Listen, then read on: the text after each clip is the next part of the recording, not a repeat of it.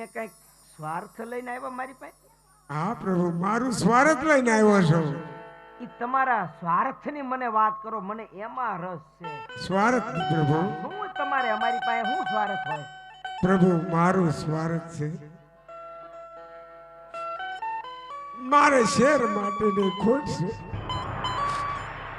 પ્રભુ. વાંજીઓ છો.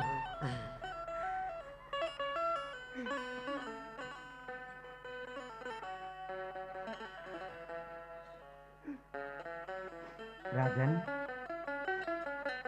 એટલું બધું દુઃખ નો લગાડો. આત્માની માલપા એટલું બધું ઓછું ન લાવો. અરે પ્રભુ, બોલો. પોકળ ગઢી પ્રજા મારું મુખ જોવા પર રાજી નથી. અરે રાજન, પ્રજાનો વિચાર તમે ન કરો. આ ઈદ પ્રજા છે જેને સીતાને અગ્નિમાં નાખ્યા હતા.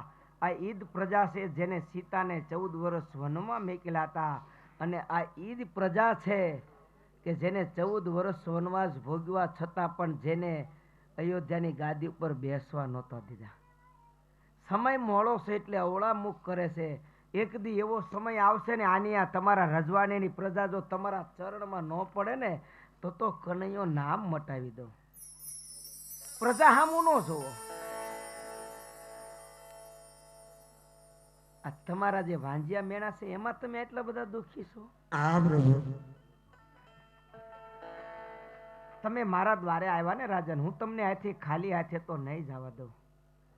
હું જે તમને ચીજ વસ્તુ આપું, હું જે તમને કહું ને એ તમે બરોબર ધ્યાનથી સાંભળજો. આજ તમારા મેણા નો ભાંગું તો દ્વારિકાનો નાથ નો કહેવાવ. હે, તમે વાંજિયા મેણાની ઉપાધિ કરો છો ને, એ હું તમારા મેણા ભાંગી દઉં. પણ હું કહું એ તમે સાંભળો. શું તમને હું કહું?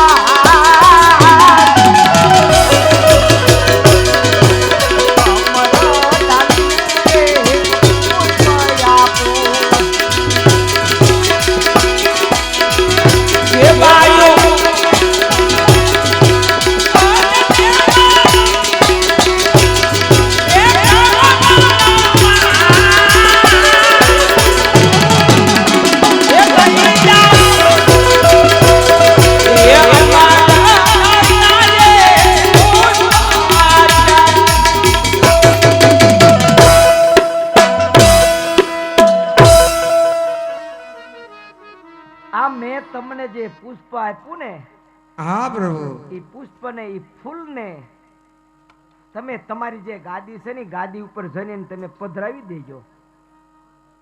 તમે નર અને નારી બંને તમે એ પુષ્પનું પૂજન કરજો, એનું સેવન કરજો, એનું જતન કરજો. 9 મહિના જાતા તમારા ઘરે એક નવરત્ન જેવા દીકરાનો જન્મ થશે. અને તમારું જે વાંજિયા મેણું છે ને, એ તમારું વાંજિયા મેણું હવે ટળી જશે રાજન. અરે પ્રભુ,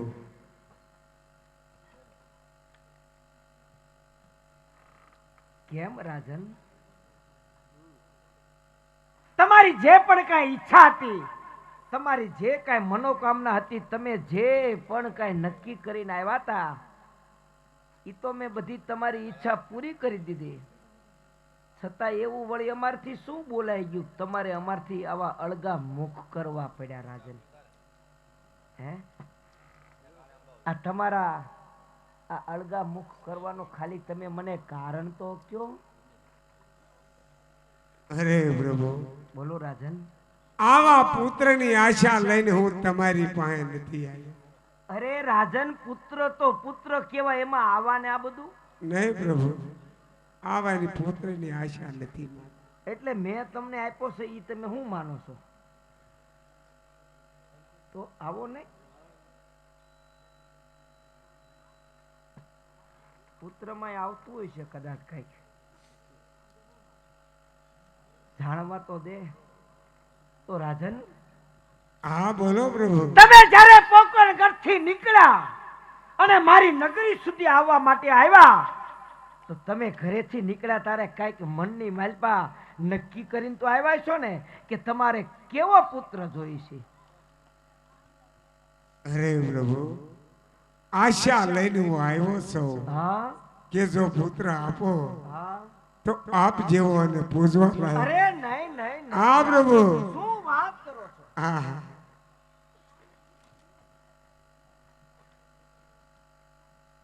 મારી જેવો હા પ્રભુ.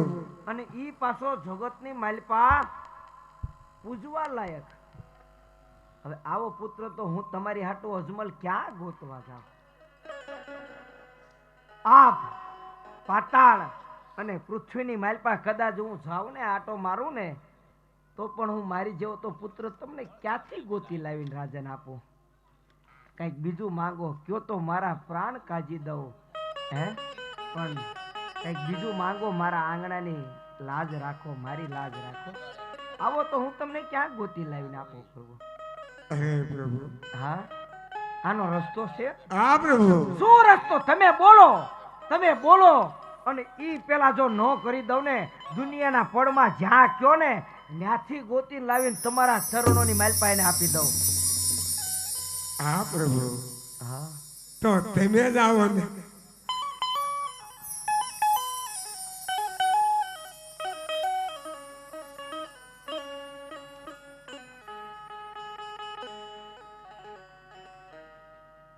રાજન, અત્યારે જે તમે બોલ્યા, એકવાર ખાલી બોલો ને, એકવાર. અરે પ્રભુ, તો તમે જ આવો ને.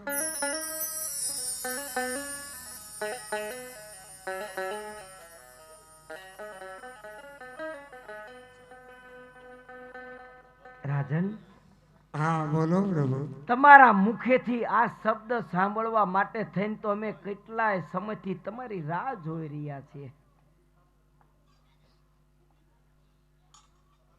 આ મારા દ્વારે છે ને રાજન, કંઈક આવે ને કંઈક જાય. રાજા, રંક, ફકીર બધાએ કંઈક માંગ્યું હશે અને મેં બધાને આપ્યું છે.